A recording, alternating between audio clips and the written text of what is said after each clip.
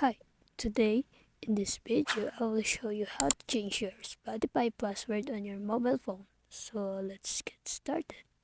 So first thing you're gonna do is open your Spotify app and then go to your gear icon at the top right corner of your Spotify homepage, right here. And then you need to scroll down until you see support button and click on that here.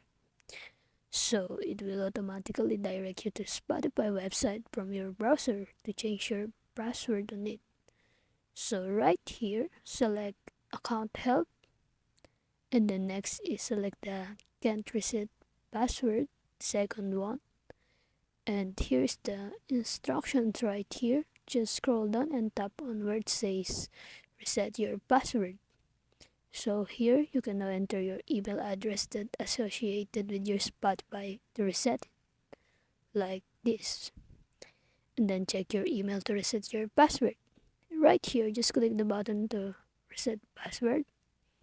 Finally, you can enter your new password and re-enter it to confirm. So that's basically how you change your password on Spotify. If you found this video useful, please don't forget to leave a like and subscribe to this channel. Thank you.